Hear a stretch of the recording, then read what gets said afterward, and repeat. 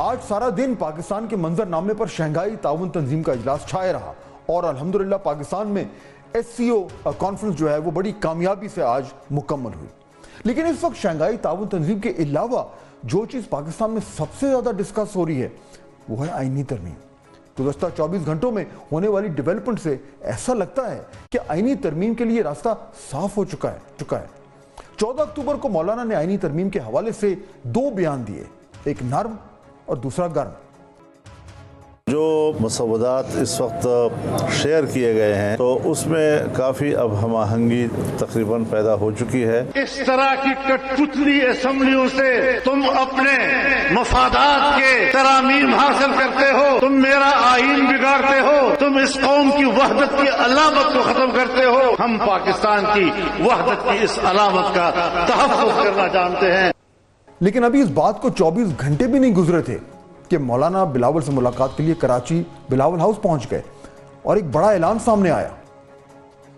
طویل بحث تمہیز کے بعد میں اتنا تو کہہ سکتا ہوں کہ ہم 2 پارٹیوں کا ڈرافٹ پر اتفاق ہو گیا ہے. آج جس اتفاق کی رائے پہ پہنچے ہیں, جس کنسنسس پہ پہنچے ہیں پاکستان پیپلز پارٹی اور JUI نے, اس اتفاق کی رائے کے نتیجے میں مزید اتفاق کی رائے بنانے کی ضرورت ہے.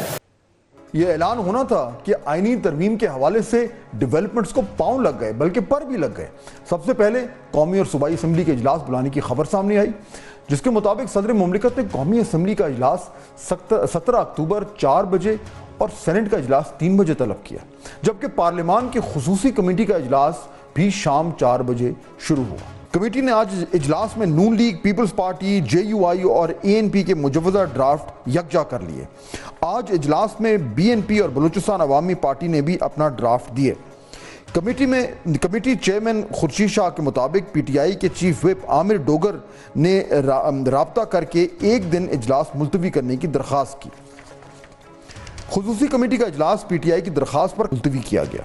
26ویں آئینی ترمیم پر پارلیمنٹ کی خصوصی کمیٹی کا اجلاس کل دوپہر 12:30 بجے ہوگا.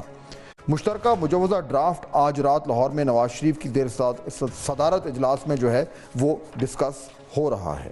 اس کے ساتھ یہ خبر آئی کہ مولانا اور نواز شریف صاحب جو ہیں وہ بھی ملاقات کر رہے ہیں, اور پھر اس کے بعد یہ بھی پتہ چلا کہ آصف علی زرداری صاحب صدر مملکت جو ہیں وہ بھی اس ملاقات میں شامل ہوں گے.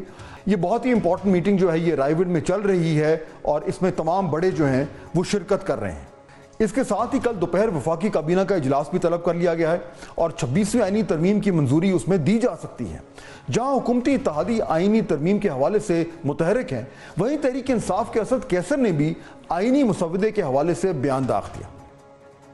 یہ جو آئینی پیکج لے کے آ رہے ہیں اور حکومت مسلسل جھوٹ بول رہی ہے, اور ابھی تک جو ہے نا جو اوریجنل مسودہ ہے اس کو چھپائے رکھا گیا ہے. ہمیں اطلاع ملی ہے کہ جو ان کا پرانا مسودہ تھا وہی کبھی برقرار ہے. کنسٹیٹیوشن کورٹ کے علاوہ یہ ملٹری کورٹس کی بات کر رہے ہیں, یہ آرمی انسٹالیشن کو مزید جو ہے نا لیگلی اس کو پروٹیکشن دینے کی اس کی بات کر رہے ہیں. اب یہاں یہ سوال پیدا ہوتا ہے کہ جو الزامات اسد کیسر صاحب لگا رہے ہیں ان میں حقیقت کتنی ہے؟ کیا مولانا اور بلاول پرانے مسودے پر ہی اتنے دن سے مشاورت کر رہے ہیں؟ پیپلز پارٹی کے جو 54 اور جمعیت علماء اسلام کے جو 24 نکاتی مسودے کی اس کے بعد حقیقت کیا رہ جاتی ہے؟ اگر پرانے مسودے پر ہی سب کچھ ہونا تھا, یا حیرانی کی بات یہ بھی ہے کہ اب تک جتنے بھی مسودے سامنے آ چکے ہیں اس میں ملٹری کورٹ کے حوالے سے تمام نکات جو ہیں وہ حذف نظر آئے ہیں فی الحال. یہاں یہ بات بھی دلچسپ ہے کہ کیا مولانا کو ملانے کے بعد نمبرز گیم پوری ہو چکی ہے؟ کیا اب 63A کے فیصلے سے فائدہ اٹھانے کی ضرورت نہیں ہے؟ کیا اب الیکشن کمیشن کو مخصوص نشستوں کے حوالے سے کوئی فوری اقدام لینے کی ضرورت نہیں ہے؟